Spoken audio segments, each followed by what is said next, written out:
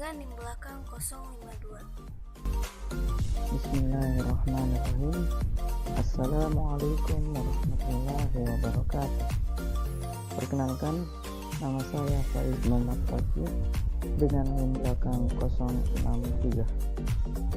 Assalamualaikum warahmatullahi wabarakatuh. Perkenalkan, saya Isyallah Hani, nomor belakang NIM 065. Stereotip. Manstead dan Houston dalam Blackwell Encyclopedia of Social Psychology mendefinisikan stereotip yaitu keyakinan-keyakinan tentang karakteristik seseorang yang di dalamnya ada ciri kepribadian, perilaku, dan nilai pribadi yang diterima sebagai suatu kebenaran kelompok sosial. Stereotip ini dibagi menjadi dua bagian. Yang pertama yaitu heterostereotype dan autostereotype. Pembahasan yang pertama yaitu heterostereotype merujuk pada stereotip yang terkait dengan kelompok lain. Sementara autostereotype adalah stereotip yang terkait dengan diri sendiri. Stereotip ini tidak selalu negatif, namun juga terkadang mengandung gambaran-gambaran positif. Stereotip ini bisa berbentuk pandangan positif ataupun negatif. Bisa jadi seluruhnya benar, namun bisa juga seluruhnya salah. Dalam kenyataan sehari-hari, stereotip ini kemudian berfungsi sebagai pemenuhan kebutuhan psikologis seseorang untuk menginternalisasi nilai bersama kepada individu lainnya. Juga digunakan untuk membangun identitas bersama dan juga memberi justifikasi tindakan seseorang terhadap kelompok sosial lainnya. Dalam kaitan hubungan, antar kelompok stereotip sangat determinan dalam membangun hubungan antara kelompok sosial. Berbagai stereotip negatif pada akhirnya menimbulkan prasangka yang berujung pada diskriminasi, bahkan kekerasan terhadap kelompok sosial tertentu.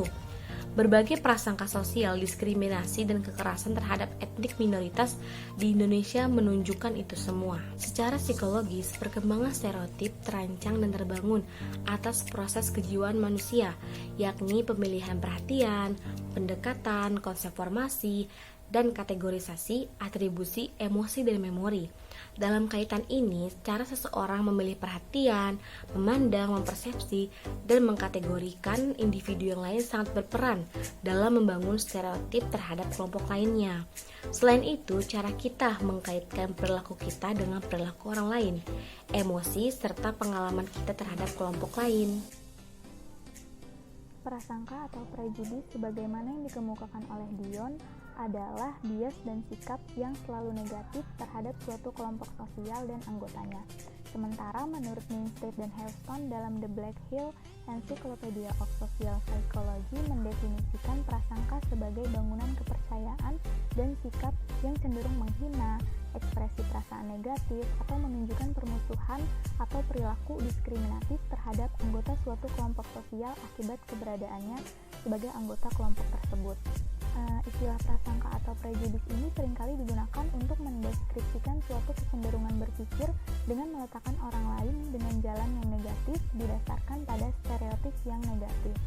Namun karena stereotip ini bisa bersifat positif dan negatif sekaligus, maka sesungguhnya prasangka juga dapat bersifat positif dan negatif. Hanya saja dalam kehidupan sehari-hari, prasangka lebih diletakkan dalam arti yang negatif. Lebih lanjut, Matsumoto menjelaskan bahwa prasangka atau prejudis ini memiliki dua komponen, yaitu yang pertama komponen kognitif atau thinking, dan yang kedua komponen afektif atau feeling. Stereotip adalah basis dari komponen kognitif, yaitu anggapan dan sikap yang dimiliki seseorang terhadap orang lainnya.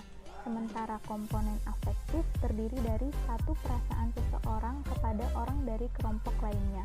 Perasaan itu antara lain dapat berbentuk marah, jijik, dendam, meremehkan, atau sebaliknya, yaitu simpatik, kasihan, dan dekat. Dua komponen ini yang satu sama lain membangun prasangka. Orang dapat merasa dendam sebelum orang berpikir bahwa orang itu kasar.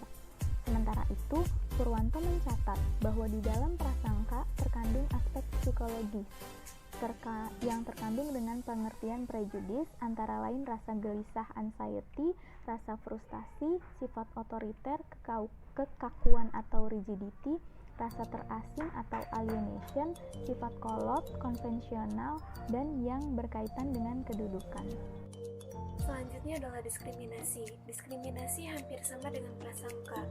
Bahkan istilah keduanya sering digunakan secara bergantian.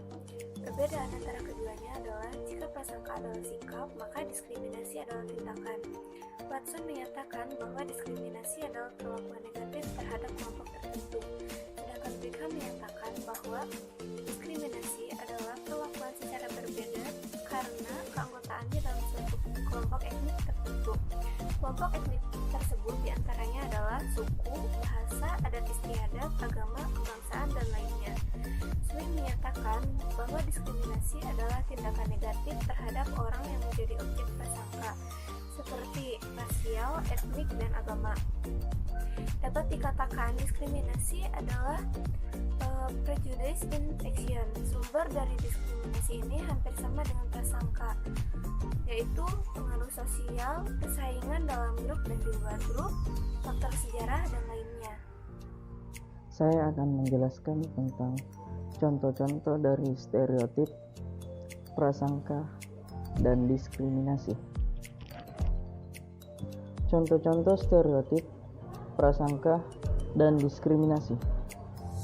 Berikut ini terdapat beberapa contoh stereotip yang sering kali ditampilkan oleh media massa atau bahkan terjadi di lingkungan sekitar. Yang pertama adalah pedagang kaki lima. Adanya kelompok pedagang kaki lima yang terlibat konflik terhadap pegawai ketertiban kota. Kelompok pedagang beranggapan bahwa pemerintah kota yang diwakili oleh para pegawai ketertiban selaku kelompok manusia yang pemikirannya mau menang sendiri tanpa memihak kepada rakyat kecil. Anggapan itu ditujukan kepada semua pegawai ketertiban, meskipun di antara pegawai itu ada orang yang sehari-harinya baik hati dan penuh perasaan terhadap kesusahan para pedagang kaki lima. Selanjutnya, orang gemuk biasanya malas dan rakus.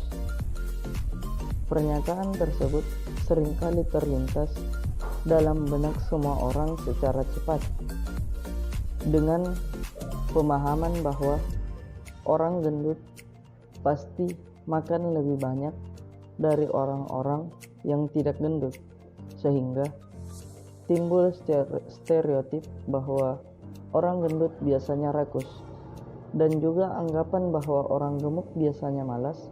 Hal tersebut juga merupakan suatu bentuk pemikiran yang diambil secara cepat karena anggapan bahwa orang gendut tidak pernah berolahraga.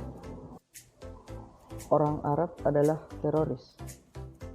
Lewat beragam sumber informasi yang menyebutkan bahwa terdapat peristiwa pengeboman yang terjadi dan dilakukan oleh orang yang beragama Islam, dan sebagai bentuk dari proses pemikiran yang cepat, sehingga orang-orang Islam disimpulkan berada di negara Arab. Kemudian muncullah stereotip bahwa orang Arab adalah teroris. Beberapa contoh dari prasangka yang disesuaikan dengan teori-teori mengenai psikologi prasangka. Kita bisa mempelajari lebih lanjut tentang teori prasangka ini. Yang pertama adalah konflik realistis. Adanya konflik antar kelompok bisa memicu timbulnya suatu prasangka-prasangka tertentu. Sebagai contoh, antara dua kelompok penggemar klub olahraga tertentu bisa saja muncul prasangka yang jelek antar kelompok, meskipun sebenarnya tidak ada masalah apa-apa yang terjadi di dalam kelompok tersebut. Selanjutnya, kategorisasi. Kategorisasi sosial sebenarnya merupakan hal yang harus dihindari agar tidak muncul prasangka. Sebagai contoh, ada perbedaan anggapan dari garis keturunan tertentu yang menyebabkan seseorang memiliki prasangka tertentu dari keturunan seseorang yang dianggap lebih terhormat atau terpandang. Selanjutnya, perbandingan sosial.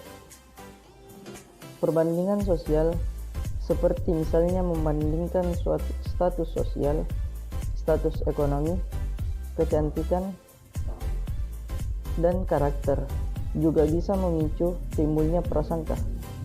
Sebagai contoh, orang yang lebih kaya tetapi jarang bergabung dalam kegiatan sosial mungkin akan dinilai sebagai orang yang kikir dan sombong.